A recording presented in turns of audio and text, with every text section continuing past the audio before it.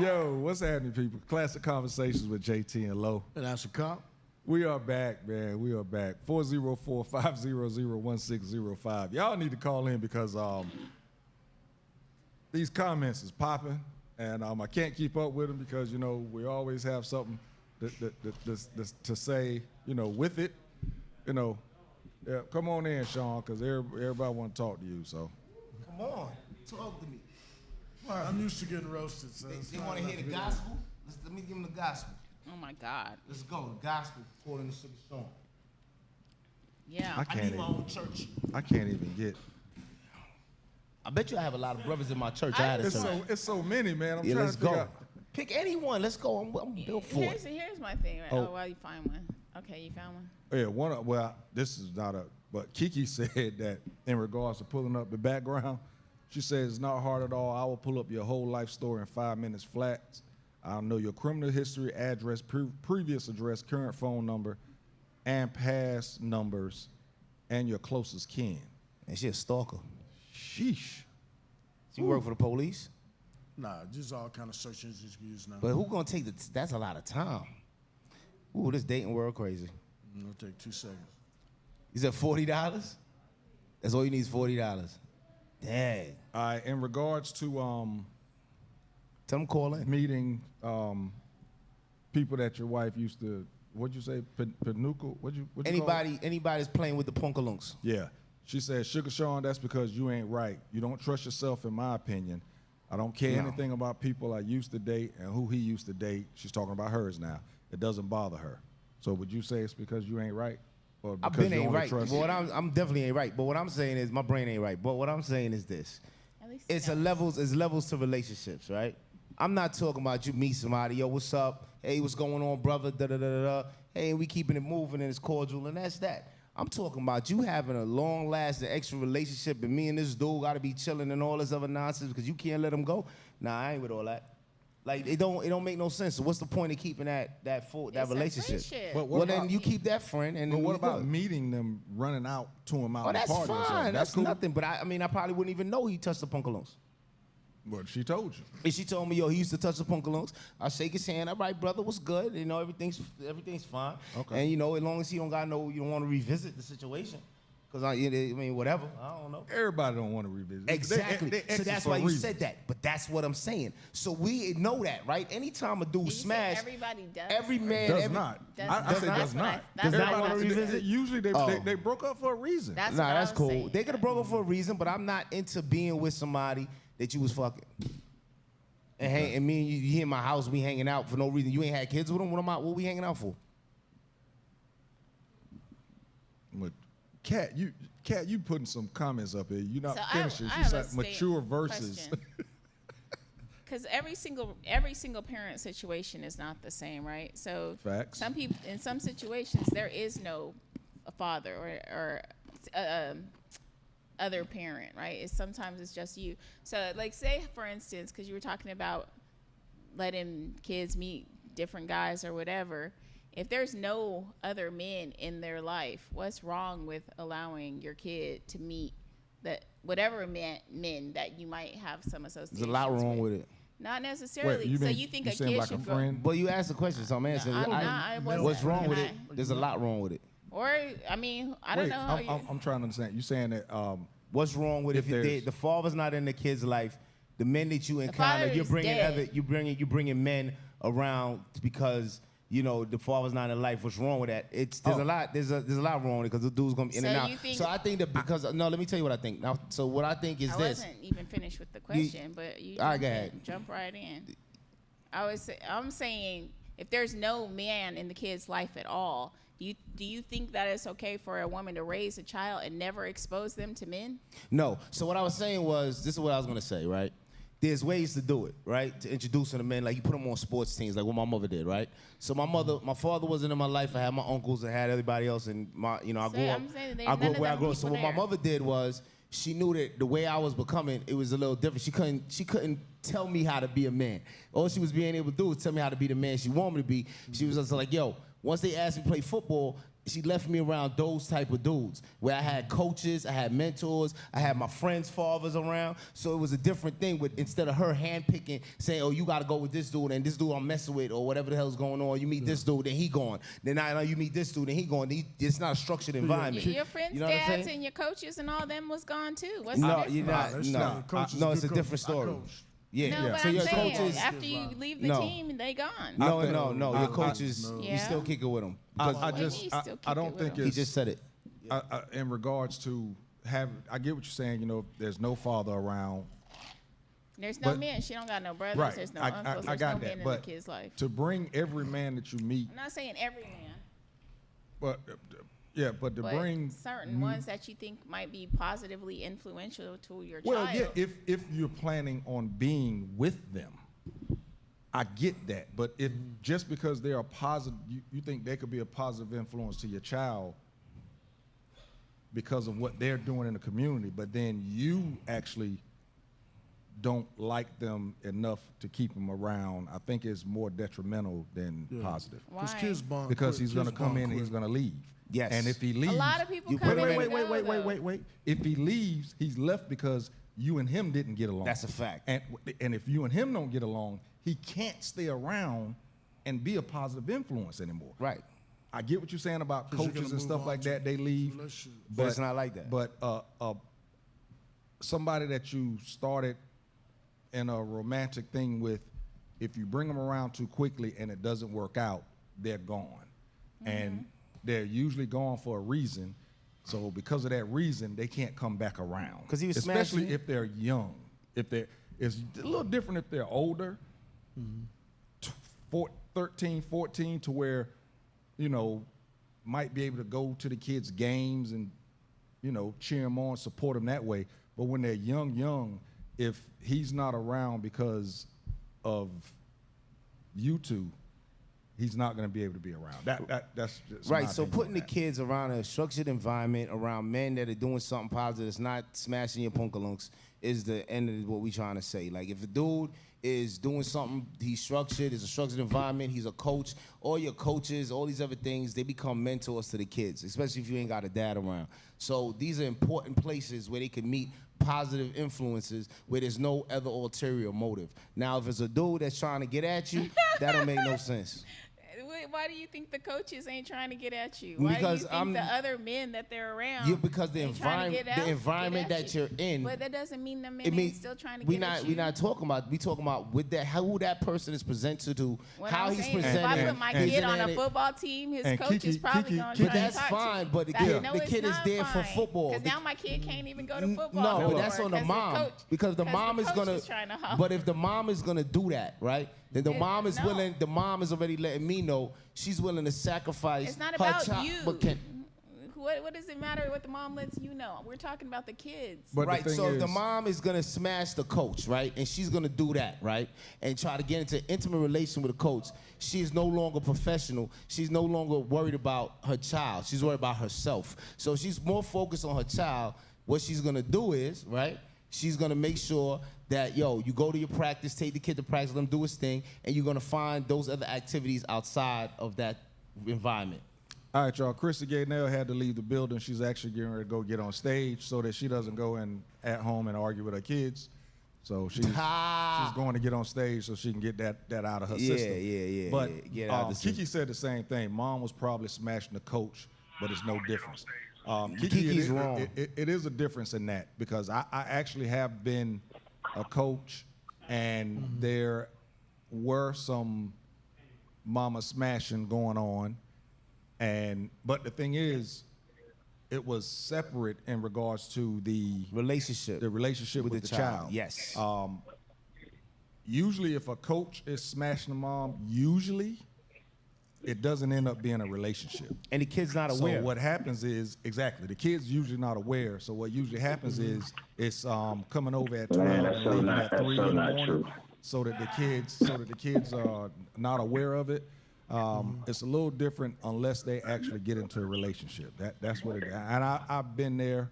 I've been at a banquet where the head coach could not do the banquet because he didn't expect certain moms to show up, and there was too many moms that he was smashing at the banquet. That's crazy.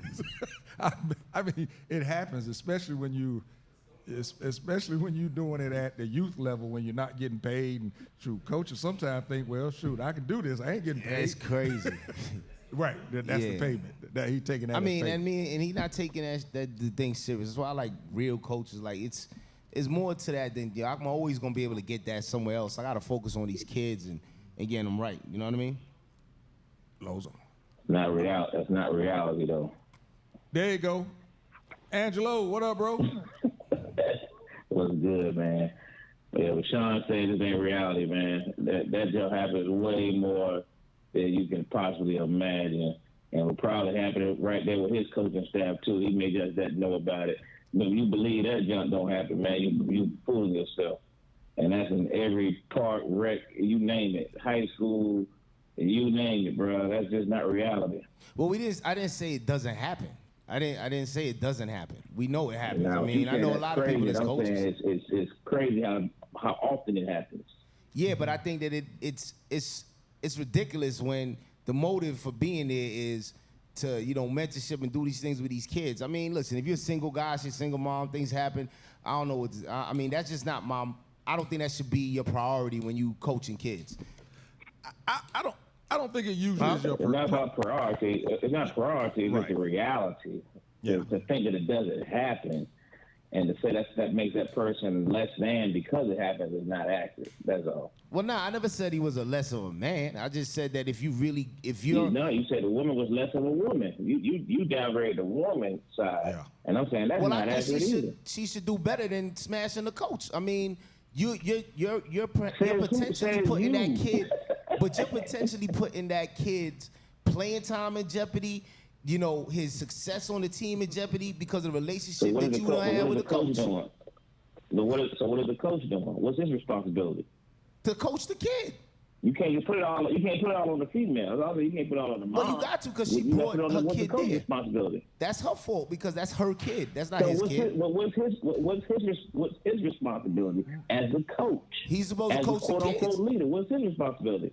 Yeah, but so it's all the mom's fault, not the coach's fault. But she's bringing the kid to that organization. He don't got to sign up saying, I'm about to just smash a bunch of chicks. What's his role? What's his role? But his role is the coach. But usually she doesn't bring the kid to that organization because of the coach. Usually it happens because she brought the kid to the organization and the coach peeped her out picking the kid up or on the sideline. Mm-hmm. It's usually not because usually a coach ain't gonna say, bring your son because I'm smashing you. No, I understand that. What I'm saying is, though, at the end of the day, though, right? I'm not saying these things don't happen. I'm saying she's a mom. She bringing her kid down. She should do better than smashing the coaches. Like, I mean, you already know as a coach. You already know as a coach. You keep putting all the responsibility on the mom. I got to put the responsibility on the mom. That's her kid. I think it's more so the coach. If the coach is a respectful person, he's a good influence, he's a good role model. Why wouldn't a mom want to be in a situation or relationship with that? Because your kid is playing on a team, and if you stop messing with the dude, he gonna be on a different team next year. If you stop messing with the dude, you could destroy his potential playing time and the things that he got to do because now you've entered an adult relationship. When you keep it platonic and you chill and you come down, you could find somebody else outside of that. You might find the perfect mate in that person. You don't know. You're supposed to pass up the potential for this person to be a permanent part of your life and potentially a permanent part of your child's life just because your kid's on the team. Well, I look at it differently because I coached, and the thing I look at it, a lot of moms are going to be attracted to you because for the first time, they see somebody that can control their son, put discipline on their son wants to be around. So they're seeing that as, oh man, this is a great guy. So as a coach, you got to have control. I don't put that on the moms on that a lot because a lot of times if you know Coach Rudan, and when you have young moms and you have kids and you got to be strong. I'm not saying it doesn't happen because everybody coach knows it does, but you don't because when you get in that situation, then you end up being bust for a whole lot of kids. I saw some guys didn't have a life. They were taking 3 and 4 different kids home because of that very reason. So I think that keep it professional, but I can see why it doesn't happen. But I don't put it on the mom because for the a lot of times you're talking about a mom that's got an absentee dad. I don't know how many times I coach, and the best kids on the team, I can put the kid's name out there, but this kid's playing D1 ball now, and his dad never showed up in a single game. So his mom was attracted to the discipline that you were able to instill in that child. So I think it's more on the coach than the mom. Nah, it's the mom. She don't got to get her ass bust by the coach. I mean, would you telling me, like, you could keep yourself. Women are gonna be- not women all are women are going to do that. Like, you got to keep yourself. I think that there's a certain standard that you should. I'm not saying all of them do. Most of them don't, because I know a lot of homeboys that coach and they doing all that stuff. But a lot of moms be like, nah, I'm not with that. I'm here for my kid. And they turn down a lot of coaches. Like, I know a lot of women that are single moms that don't. They take the advances from the coach. They usually don't turn them down because their kid is there. They usually turn them down because they don't like the dude. Right. I know a lot of women that a lot they of just women wasn't that attracted to the guy. Exactly. And you know, but Kiki made this point. She said it could get the kid more playing time. You know what I'm talking maybe about? she doing Put my something. kid in the game, That's coach. Put him in the game. But the We thing is, outside. I've actually seen one our best player, and the coach was smashing the mom of our best player, the head coach. And then we come to a game, and for some reason, he wouldn't play him. So we looking at him like, dude, what the hell is going on, bro? Every time he touched the ball, he's going for a touchdown. What is you doing? We found out later that him and old girl was in an argument, but that was on him. That wasn't on her. That was on him. So you're gonna take the best player out the game to get back at the mother. You gotta take. That's the problem with doing that. Like, you gotta keep heavy. that. You gotta keep certain things separate, man. You But should that not. wasn't the mom's fault. That was the coach's That's fault. the mom. But It's the always thing gonna about be it the is, mom's so, fault. Being the because dad always here's just the go to the next problem. No, topic. yeah, he Because blames she- everything on the mom. No, He's no, a I'ma woman blame it hater. on Man, her. woman hater. I'm never But a my woman thing hater. is- I love my mother. So you never gonna. If you gonna bring your woman down and you got class. crazy. Wait. Angelo talking. Go ahead. Say it again. I just said I'm keeping that on Sean, man. He putting everything on the mom, man. He ain't giving no responsibility to the male side. Right. Wait, so He I putting was gonna everything on the ask. mom. That's crazy. Let me ask Sean this. Nope. If it's a dad, you're Okay. a dad, a daughter Right. playing basketball. Right. Now, of course, you're married, but let's say a dad is single, daughter's playing basketball, and the coach is a woman. Yeah, they got some baddies, right? So if he smashed the mom, is it his fault? It's his Let's fault. cut the Because coach. you know why? There's a line to be crossed, and It's your not. this person, you and your child is one thing, right? This person is here that you bring your child to for a certain reason. I can't have my child involved in because I like this and I want to pleasure myself and all this other stuff, saying about and then the potentially embarrassment. you embarrassing my child, potentially stopping my child's growth, potentially this person not giving my kid everything that they possibly could give them. So I think, right, that it's wrong to do that. Now, do people do it? Absolutely. Does it happen every day? Absolutely. Are there consequences to your actions? Absolutely. So So I think on the flip side, it's the parents' it's fault. always the parents' fault, But because you here- could turn that down knowing that your child is more important than me having a relationship with this individual that's doing something for my child. Not if the relationship might be the best thing for you and the child. But here's another perspective that you're failing to consider because you're married, but as a single person and a single mom, you don't have a lot of time to go out, right? Like, you're not out partying. If you're a good, quote unquote, good mother or whatever, most nights you're at home with the kids. You work during the day. When do you meet a person? You know what I mean? Like, when do you have an opportunity to get out and actually meet somebody? So when you do go out, I mean, maybe you're at the kids' game, maybe you're whatever activity your kid is involved in, that's most likely the place where you're going to meet the greatest number of available people of the opposite sex. So if you happen to meet somebody, whether it's the coach, whether it's another parent on the team, whoever it is, what I'm saying is, like, that's a rare encounter for the mom of a good child. So you're going to deny her an opportunity to have a potentially decent relationship with a potentially decent person on the rare occasion she happens to meet somebody, just because you think that it's more important for you to play the sport. All right, so that to me that doesn't make any sense, right? So you which can meet part if you're don't gonna make meet. I'm gonna tell you. sense, So you said if you're gonna meet potential parents, a potential parent from somebody else, that's a parents difference. are All right, so you're married. meeting a different parent. You're single. That dude is single. His kids on the team. Boom, you met up each other. Y'all, blah blah blah, whatever. A lot of parents It's are a married. difference when there's a coach might be hierarchy. single. A coach has more influence right now. He is doing a lot more for your child. You got to keep those relationships separate. Okay, and you have to keep the relationship between a coach and what he's doing with the child separate from what you want from you meeting someone else. You meet somebody else outside, that's a different story. You meet a parent at the game, that's a different story. You meet a referee, that's a different story. But this man is gonna be with your child 4 to 5 days a week. Okay, and now if once you guys get into an adult relationship and it doesn't 45 work days a anymore, week? practice is a Oh, lot of practice. 45. But once this relationship doesn't work anymore, you're potentially putting your child at harm because people have emotions and they have feelings, and when they act up, now they can take it out on your child. So you got, to me, I feel as a parent, your main thing is to defend your child, right? And defend their sanity, defend their space, defend their energy. And I feel like you're being selfish to go smash the coach. But the flip side of that, Sean, is that same coach, because you turned down his advances, could be just as nasty and negative to your child because you did everything that you just said. You rejected him, and now your kid is not playing no more. Now he's not getting any attention. Now this because you did what you just said. So you can't. There's no perfect scenario, man. So you can't put it that way. You got to still put responsibility on both sides, bro. Yeah. You take can't it to just another always team. say the mom you're wrong because you do that. After y'all break can up do that anyway. anyway. Same scenario. I just think that Same coaching. scenario. Either way. I think coaching has a lot of responsibilities to it.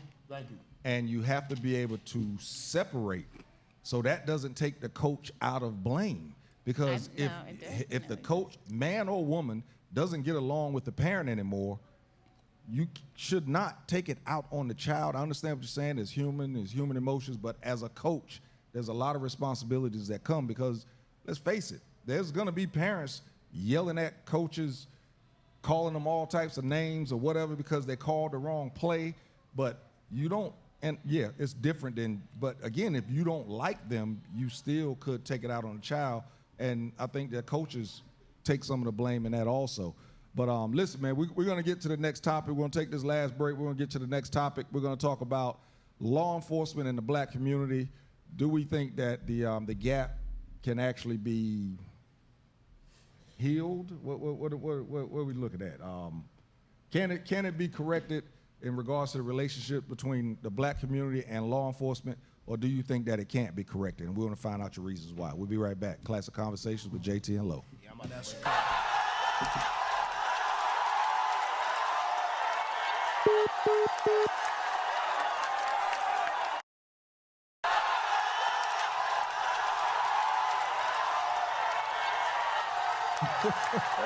Hey, man. Ooh, that dog on Kiki. Yo, we back. Classic Conversations with JT and Low. And that's a cop. Woo-wee. Man, we have to do a follow-up to this one. Kiki says Sugar Sean has to be scorned by a woman. Not everything is our fault. Sugar Sean, he been through some stuff. All right, so we're going to move on to the next topic, man. And, of course, name of our show is Classic Conversations with JT and Low and Ask a Cop. So pretty much what we're doing right now is we are asking a cop. Hello, cop. Can a relationship between the black community and law enforcement be repaired? If so, what steps do you feel can be done to help this happen? If not, why do you feel it can't happen? Well, you have to look at that. Actually, you got to look at what part of the country. Atlanta's never had to repair that relationship because the relationship has never really been broken. You don't Are you think? kidding me? In modern times, no, not in modern times. Wait. Wait, what relationship are you looking at? You don't feel that the relationship between the black community and APD? Oh no, it's always been strong. You can it depends who you want to look at. If you call in buppies and people that made money and don't live there and want to get in, but if you ask the average Atlanta person, or if you ask any thug that's from Atlanta not from Atlanta, comes to Atlanta, They'll say Atlanta police aren't going to mess with you, but you mess up, they're going to take you to jail. We don't mess with people. So there's a different influence. You got to really look at where you're coming from and what part of the country. Now, if you're talking about, say, Cobb County recently has had a lot of issues with African Americans and Latinos. They protest constantly. If you look at Gwinnett, they've had issues. So it really depends on, we've always had forward-thinking chiefs. They got an excellent chief now. And I think what happens in the black community, a lot of times we jump on the first blip you see. But it's never been that way in Atlanta. I know the first help call that was ever put in for me was by a citizen. Was by A citizen called it in, 911. The first what call? Help call. Help. Yeah, help call put in for me was from a citizen. well, I mean, So What does that mean? I mean, you have to call the cops, but does that mean because no, I you mean called? I was in danger. Because I was doing a lot of dope stuff back in the day, locking people up. So they had actually set it up when I went down the alley, they were gonna shoot it out with me. So the person that called in when they found out about it was a citizen. That is not, how can I say this? I went through community meetings and different things with the public. The citizens of Atlanta, not the people on the outside, not the buppies that hear something and want to get woke all of a sudden, but the actual citizens of Atlanta don't have that. Now there's certain police officers and they get disciplined, but for the vast majority, we have a department, and I think one of the reasons you don't have issues in Atlanta, the department is reflective of a population, color-wise. You have more black officers, so they can identify with it. You have officers, white officers, that are chill. They see it, and a lot of times they'll step back and let somebody else take the lead if they know it's going that way. All right. So it really depends on the individual department. All right, this comment first, Kiki said, "What? That's what I was saying. Ask a cop is acting like a cop with that answer." And then she said, "No, they say that the Atlanta court system is more lenient. So if you're gonna get in trouble, do it in Atlanta. But Atlanta police definitely fucks with people. Nah. So okay. stop that BS. Ask All the right, cop." there's people that think they know thugs, and That's there's not people cap. that know thugs. And what happens with a lot of shows, and I'll just be real, you get a lot of liberal ass people that make a little bit of money, and they want to be fake ass woke. And so what I mean by that is they're seeing things and they assume that it's all departments, all cops. I can tell you the departments in the metro so are we area that only have talking a about reputation. Atlanta, or are we talking about the whole metro area? Oh, the national area, I think. Atlanta, because okay. I'm like, I can Now say I'll go I mean, national. I Now mean- I'll go County. national. Yeah, I I'll know. go national He's now. always gonna speak about It Atlanta does need, first. yeah, He does. And now I'll go national with it. It No, I don't definitely mean needs. national. I mean metro. I mean when I say It Atlanta, naturally- like you're talking about APD, but Metro Atlanta is like still Fulton County, right? Clayton County, Gwinnett County, DeKalb County, all of that is And still Clayton considered County Atlanta. has a poor relationship Exactly. because That's of why when you're bruised- saying that, Yeah, it's- can I finish? Sorry, go ahead. Jumping in. But I'll go on national What are you now, and talking it'll make a about? lot more sense. Nationally, you do not have most cities, a lot of black cities do not have departments that are reflective of the population they police. So you'll have a department that's 75, 85% white, policing a population that's 65 to 70% black during the night. In the day, the population changes because the suburbanites come in. That situation's always been handled well by the chiefs in Atlanta. It didn't get handled well everywhere, but I think what's happening with the relationship nationally with law enforcement, I think the media plays a negative role in that because they constantly want to push the negative and negative and negative to the point that a lot of fake woke people think that, oh, there's people getting beat down every second, every day. Yes, it occurs, but they don't have the same fury to go back and do the follow-ups and find out just how many of those officers go to jail. And the damage that it does, you got these fake woke people that want a Black Lives Matter on the weekend in certain hoods, and what ends up happening when they go back to their jobs, when they go back and doing whatever they do, the people in those areas, what's happening in a lot of cities across the board, black cities, what police officers, I've said it before on the show, they said hands up, a lot of police officers said hands off. And it actually hurts the inner city people because they're not getting policed the same way, not because the reason people think, so you can't police now because you can't beat people? No, is a thing called extra jobs. There's so few officers in the country right now. Most departments, side gigs pay officers between $50 up to $85 an hour. So what happens in Atlanta, if I grabbed you and you file a complaint, even if it's legit, they have to work through the whole complaint. It may take 2 to 3 months. So for 2 to 3 months, I'm on desk duty or I can't work my side jobs. Do the math. $50 an hour times 8 times 3 times 4. You're talking thousands of dollars. So what's happening now, a lot of officers saying, you know what? You don't want us to do anything? And it's not profiling. A lot of times if you do it wrong, it's profiling.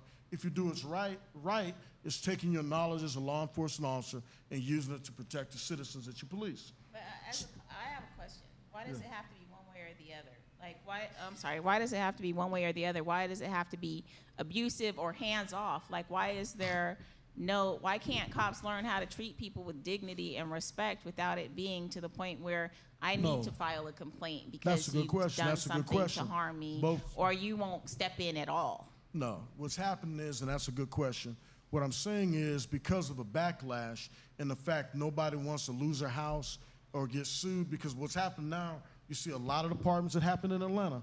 The mayor of Atlanta fired a bunch of officers and everybody in policing knew those officers were gonna get their jobs back because it was bullshit. The situation at the Wendy's, the situation with the 2 college students, all those officers getting their jobs back. The officer that was fired at the Wendy's is gonna be probably about $2.5 or $3 million richer because he was wrongfully terminated, because what he did fit the guidelines of when you can use force. What's happening around the country, though, a lot of people are taking a step back because people don't realize law enforcement is hard if you do it right. It's easy if you do it wrong, and a lot of officers are choosing, I'm just gonna chill. They can answer 911 calls and don't do any proactive policing. The reason why crime is off the charts in Atlanta, check the drops in stats since the riots in Atlanta. In Metro Atlanta, same way. You see the same thing in Baltimore. You see the same thing in Chicago, Philly. And what it is officers are saying, I can answer 911 calls, which has no effect whatsoever on crime. All you're doing is going to a crime that's already occurred. Proactive policing requires for you to look at the facts, do Terry stops, and things of that nature, which allow you to engage somebody and determine if they're doing unlawful act. What's happened now, you have so many mayors with knee-jerk acts. I do get hot when they talk about this. It's something I love. I disagree with And so what ends up happening is people have a knee-jerk action. And that knee-jerk action causes officers to say, you know what? I got a child that's in private school. I got a daughter that's in college. I'll just answer my 911 calls and stay safe. Because the way officers are getting handled by the media, they're not looking at the facts of the case. It's all flash. Okay? Something happens, they go, oh man, they beat that dude down. Then when they look at the case and realize, oh, that's not what happened. When it is a case that it was something wrong, check the facts. These officers are going to jail. Do not pass go. And so body cams are actually an officer's best friend because it's a videotape. The conviction rate is through the roof now because it's actual videotape a lot of times of the people doing or admitting to the crime on the video. So, go ahead. I disagree with you personally. I don't think that there's a good relationship between the public and the police in Atlanta. Where do you live? Not in Atlanta, do you? I live in Sandy Springs. Exactly.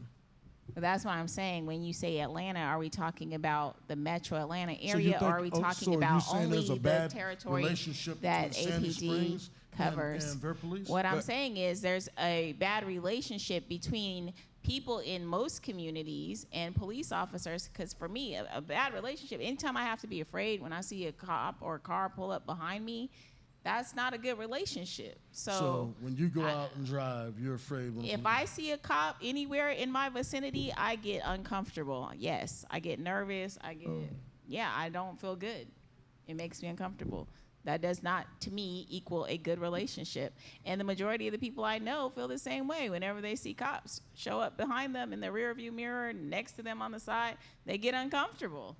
So that's not a good relationship, in my opinion, between the police and the community.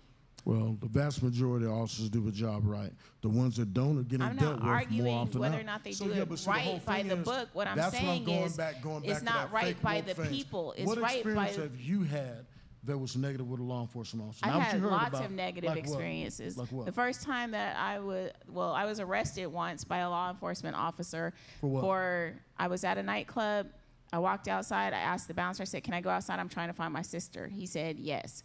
Me and my sister-in-law walked outside. We were walking around the parking lot, seeing if we could see our other sister. She wasn't out there. I saw her in the window. I tried to go back in the club. The officer stopped me at the door. He said, I said, can I go back in and get my family? He said, no. I said, I left all my stuff in there at the DJ booth. Can I at least go get my stuff? He said, no. It's like, I just left the club. I paid to get in. The bouncer said I could come right back in. He said, well, I'm not letting you in now. And I was like, well, what's the problem? How come I can't even just go in to get my stuff? And then it started raining. So I stepped forward under the awning, not in the building, under the awning, and he grabbed at my hand. I pulled my hand back. He grabbed me and threw me in against the wall. He called for backup. 4 cops pinned me to the wall, and they just kept saying, stop resisting, stop resisting. They were grabbing at my hands. They were pushing my face into the wall. Stop resisting. I'm like, what am I resisting? I didn't do anything. Like, I'm standing here. I paid to get in the club. Okay. I'm trying to get back in to get my stuff. This man called 4 more cops to back him up, throwing me into a wall and cuffing me for something where I didn't break any laws. I didn't do anything. Then he throws me in the car, and I'm like, what's the problem? And he was just like, you're stupid. You're stupid, stupid, stupid, stupid, stupid. And I'm like, but what did I do? And I was like, am I under arrest? And he was like, well, now you are. And I said, for what? He goes, for resisting. So I'm like, well, how could I be under arrest for resisting when I didn't have a reason to be arrested? What was I resisting? So then he charged me with trespassing after a warning and resisting arrest. That was my charge, and he took me to jail. Were you under the influence of alcohol at all? I was not intoxicated. You're not intoxicated at alcohol? Because, Does that matter? Then you Right, need to, does it? Does that matter if you drunk? No, I'm just asking because, see, that's what happens a lot of times. But I And that's wasn't. what I'm talking about, the fake woke. Anytime you ask a person about law enforcement, you just came up with a perfect scenario that if I was a supervisor and came to the scene, it also would have been written up. Well, And what nothing I'm happened to saying is, him. I was the anytime designated driver, so people I wasn't drinking. talk about a case, and I'm not saying you're not telling the truth, but a lot of times when this stuff comes out and the body cam comes out now, it's a whole lot different than people are saying. So you didn't resist at all. Look, hold on. So here's what happened. Like I said, wait, hold on. Let me help you. Let me help you. and I pulled my Wait. hand back. Let me help you. I'm saying. Anytime somebody grabs your arm and puts it behind your back, you're going to push against it. Hear me out. Anytime, if I grab your arm right now and put it behind your back, you're going to push back towards my hand. That's considered resisting. So and I understand what you're saying. You can't say, well, you can't say you didn't resist at all. But it's I'm not again, saying it's a resisting. human nature. I just have a hard time But you're trying to believing that the defend. way. No, I'm not trying to defend them. It's like if you said it just like it did you file a complaint? No, I didn't file a complaint. Hey, I had to go to listen, court listen, hold to on. try it. I had to go to court because of the arrest, and I had my sister-in-law was with me because she saw the whole thing. So we ended up going to court. He tried to tell the jury that, what did he say, that I attacked him or that I pushed him? And I was like, no, if I had pushed him, because where you probably were, I went for a jury. I didn't trust the judge. they put a state charge on it. So there's a city charge or a state charge. I don't know. Well, see, that's a big difference. Were you bound over, or did you go before? Okay, was it the city of Atlanta? No, Where was it? it was in Florida. Okay, well, Florida's different. Florida's different. But a lot of times what I'm saying is you came up with the perfect storm, and a lot of times people come up with the perfect storm. If that was the case, those officers should have been written up. They dealt should with have it. been, Okay, but so, that doesn't but- mean that they are. That's what I'm saying. Like, as a person in the public, we don't necessarily know that if we file a complaint, it's going to be of any benefit. So You know what I'm saying? Like, let me we ask you don't this, necessarily- Take No, but I didn't an APD even out of it. resist. He just, Hold if on, someone hold on. grabs you like this, Hold on. your natural reaction is to pull away. Take an APD out of it.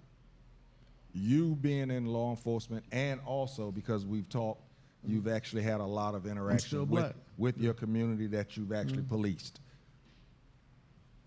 If there was something that could be done to help in regards to communication, whatever, what do you think could be done to help mend the relationship between the black community and law enforcement? Not just Atlanta, anywhere.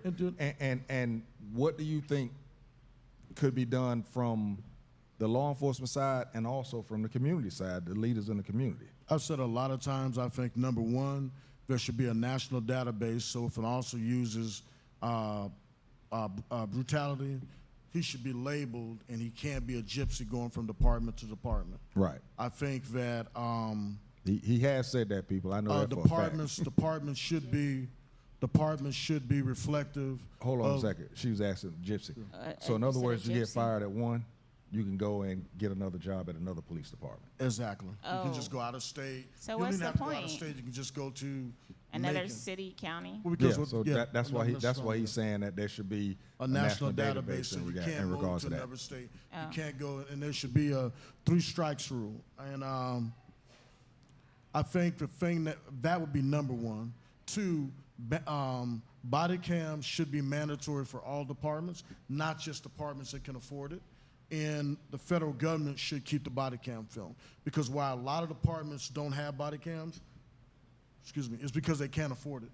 Their budget cannot afford to pay for the storage of body cams, because once you do it, it's a legal document at that point, and there's rules that you have to do in handling it, how long you have to keep it, because it pertains to a case. Most municipalities cannot afford it. So that's something, maybe some of the money that Biden sent to Russia could have been used for that. But the thing is, that's not going to happen. We know it. We've been talking about it. At some point it will. Some point. But for right now. No, you think what could help the community? But for right now, what could happen in regards to the police and black people? Not the body cam. I don't think the body cams and stuff is going to help black people trust the police anymore, because body cams can be turned on and off. Hear me out. Because they've been done. It's been turned on and off. We know that for a fact. So, but it still doesn't help. Wait, hold on. It still doesn't help. What can be done? What do you feel? And I want you to the biggest thing, just be Mike right now. The biggest thing I think that departments need to reflect the people that they police. And I think a lot of cities, particularly, believe it or not, when you get up north, it gets worse. And Texas is its own state, and Florida has issues with it. But up north, it's bad, where maybe 85% of Columbus's police department's white, but they have a large black population. And the majority, so I think that's the biggest thing that will make a difference when people that look like you are policing you. It's not better. Like the cop that I'm talking about in those situations, all 4 of the cops were black. Well, do you think that it doesn't? And I've dealt with white cops that I've had no issue with. They've been very friendly. And I mean, everybody can come over. But I'm just saying it's not. But I'm thinking of like some type of communication between law enforcement and the community, everything that you're saying, I do believe would help. But do you think that there's any way that there's a communication between the two entities that could help? Is there a way to town hall? I don't know. Yeah, we do have town halls. I mean, most departments have them. You have community meetings. There's Cops and Clippers in Atlanta with a former retired officer. He cuts hair, and they have a sit down when they have youth while they're getting a haircut for free. They're also talking to police officers, and the community turns out and asks questions. I make sure we post this stuff for the next one. But it's like there's a lot more being done, but I think that's part of the media doesn't want to show the positive stuff. So you have the fake woke people run with the negative to the point where... Why are you calling them fake woke people? I don't, but the thing is... Because they're the ones that are hurting their own community. I get what you're saying about the media and all of that, but... And you're saying that there's something... Do you think that that's something that should happen more? And see, the thing about it is, and I will say this... Municipalities, I guess. Because Atlanta's a civil rights city, we're going to be more forward-thinking. But I think there should be more discussions on a national level about it. Mm-hmm. So you can get a better, because I know I'm not stupid. I've gone to different departments when I went to, SWAT commanders meetings and things of that nature. I'm the only black SWAT commander for a major city at the time. And you could just, the whole cities at different conferences you go to, the way their police officers carried on. And so you see it, and I'm not saying it doesn't happen. Of course it happens. But in the African-American community, I'm not concerned so much about their communities, but in African-American communities, I think that the dialogue has to be more by the leaders, be it church leaders, schools, things of that nature, where you get PAL. Every department should have a PAL, which is Police Athletic League. So the officers are actually doing the coaching and everything else, and Atlanta has one. Do they still have PALs? Yeah, they still have PAL. Because I know the one PAL still on has Anderson box. Avenue, I think that one That's what closed down. Holyfield came up through, believe it or not, Atlanta PAL. That's what I'm saying. I know they had them. Do they still have it? Yeah, they still have it. Still happening? I know we got to get wrapped up, but Kiki asked this. She said, one thing they can do is arrive to the scene and assess the situation and arrest the aggressor and stop taking everybody to damn jail to avoid doing their jobs. Okay, and I'll say this, I might have to start saying it again. If you have anytime you're on a scene and you feel a police officer's done wrong, ask to speak to a supervisor. Ask to speak to a supervisor on the scene, and a supervisor has to come out. Now, let me ask you this. If you ask to speak to a supervisor, does that mean you're not going to jail until the supervisor comes? No, what ends up, typically, yeah, you're going to remain on scene. Unless you've done something horrendous or it's a violent scene, you're going to be there. Just the process alone takes a while. But what a lot of people don't realize, that police officers are collectors. They're like garbage collectors. We get the knowledge. We're not allowed to go and pass judgment. So okay, good example. If I walk in here as an officer and you got a bloody nose, you have a bloody nose, your fist is bloody, and his nose is bloody, I sit there and talk to everybody. She says you hit her, and he said, she said. You know why everybody goes? Because an officer's job is not to make a ruling on the scene. An officer's job is to gather evidence, take statements, put his body cams included on that, what was said, and then he makes an assessment through, if everybody has a bloody nose, there was some sort of melee, bag them all, let the court sort them out. Now, if we come to the scene and it's more of a domestic, say you two are in a relationship, and I start talking to you, and she's saying you did this and this to her, but when I look at you, you have a scratch under your right eye, and then when I look at her hand, hold her hand open, she's got a little bit of flesh under her nails. Guess what? She goes to jail. Because now you can see who the actual aggressor is. But when two people are yelling at the top of their lungs, what you can't do is call tie and let them both go. That's why the Domestic Crisis Intervention Act came about, to help victims. And you can't let them both go and then you leave and there's a shooting, which has happened. So a lot of times when you can't find out who the aggressor was, but it was definitely damaged, both people abused, both people transported to jail because of that. Okay. All right. Listen, we got to wrap this up, but man, I think we are going to have to. I think this is going to be a great discussion that we could have. I'm hoping that we can. I mean, between the three of us, me, you, and Angelo, I'm sure that we know some officers that we can get up here out of different, different police outlets, from different areas to come through, some to call in, that type of deal. I think this would be a great conversation. I think you need to also have some non-police officers in the conversation. Well, I'm a non-police officer, so I'm right here. Some more. You say And you have want some to citizens. Yeah, I'll have some citizens that I know from Atlanta call in. the thing is, everybody watching right now is not a cop, so they are already here. We got the non-cops, we got them. We just have to get some other police officers from different areas and get, because I know everybody love to get on Ask a Cop because he defends Atlanta Police Department to his. I mean, he defends it. And I ain't mad at you. That's where you worked at. When somebody comes with a perfect scenario, those cops should go to jail in this. I get it. Things happen out there, and the fear of when a cop pulls behind you, it is out there. It is there because you just, even if you get pulled over because your light was out over your license plate, you just feel that somehow that can get escalated, and that's the fear that I'm talking about.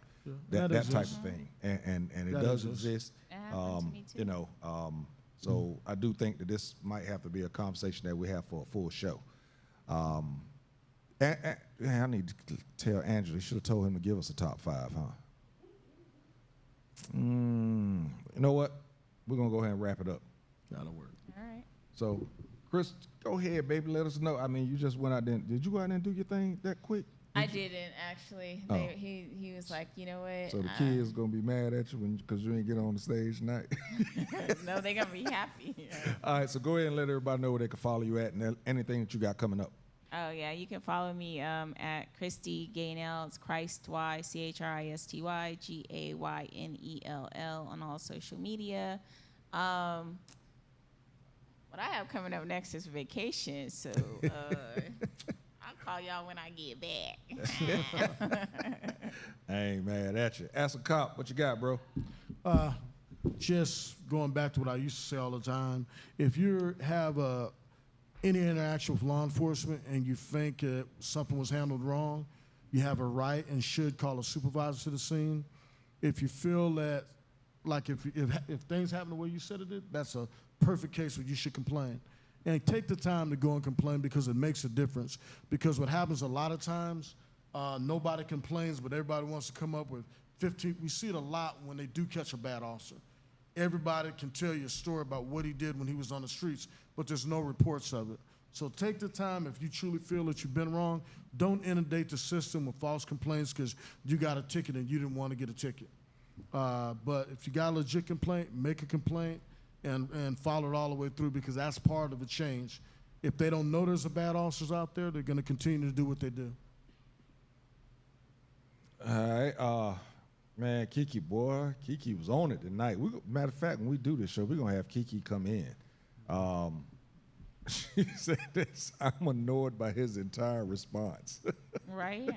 But what? She said she was annoyed by your entire response.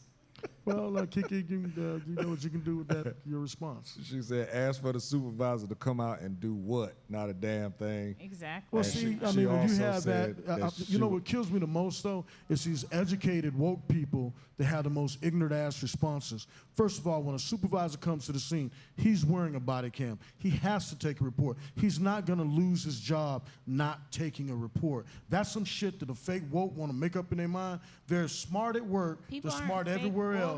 But when they get to making complaints about police, everybody wants to play stupid and make you believe that it's a, come on. When something's aren't wrong, fake woke. if They're you do telling you what not happened take the based on their time to call experience. a supervisor out, he's gonna take the complaint. That's what means about change. So you're supposed to But- let the officer do what he did wrong. Don't complain, but then a show comes up or the news camera comes out there. Oh yeah, this happened to me 19 years ago. But as you- intelligent as you are, but you did nothing. But you have to understand. Well, there were four Wait, cops on the scene arresting me. Like, if they're have to all understand. Afterwards. No, but at the you time. but you have to understand I mean, everybody don't know to call a supervisor. First off, you don't because That's why I'm putting it out there. Yeah, I Call mean, a supervisor. you're putting it out there, but let's face it, it hasn't been put out there. Yeah. So because of that, there is this disconnect between the community. Why wasn't this put out long time ago? So this is why there's a disconnect there. I get what you're saying, but this hasn't been put out there. It's almost like it's a hidden gem that could be used and don't want it to be put out for people to use it. So I'm just saying you have to understand the frustrations of some of the people in the community. I totally understand. I totally understand because a lot of places, particularly in Metro Atlanta, where there's departments that have a reputation for racial profiling, they have a lot of complaints from citizens. So when you have that, act on it. If you got the opportunity to hold somebody's feet to the fire, hold them. Just like if I go to your job and your job is to make sure my whatever, you're cleaning houses and it wasn't cleaned properly, I'm gonna complain. If it's an attorney and the attorney didn't do a good job, I'm gonna complain. And as soon as we start doing that in the African American community, and they complain in Atlanta, believe me, our OPS gets a lot of complaints. And a lot of them, they have to investigate all of them. That actually controls officers a great deal because if an officer gets in trouble internal affairs, he's unable to work for a period of time until the truth comes out. So And then I know I then they said we get was gonna wrap vengeful up. and come back But after you. if you put it out there to get the investigation going, and it's your word against the cop's word, what word is gonna be?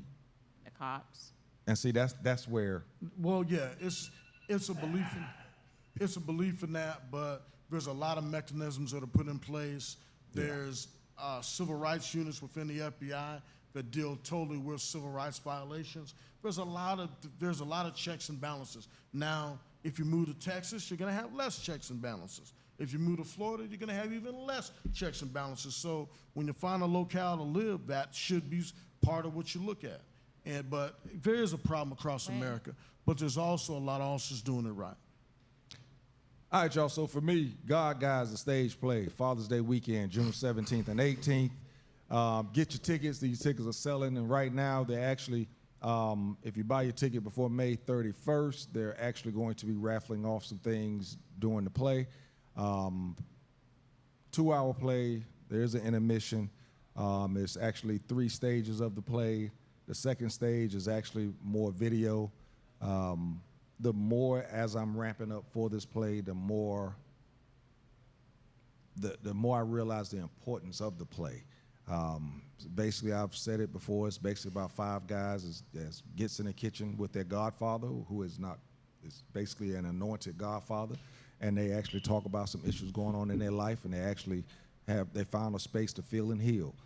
So again, Father's Day weekend, if you want to get the tickets, just put in God Guys on Eventbrite. It'll come up. The tickets are $35. There is no VIP or nothing like that. $35. Seats are open. You come, you sit where you want to sit. That is going to be it for me. And yeah, man. Classic Conversations with JT and Lo. And that's a cop. And we'll see you next week. You dig?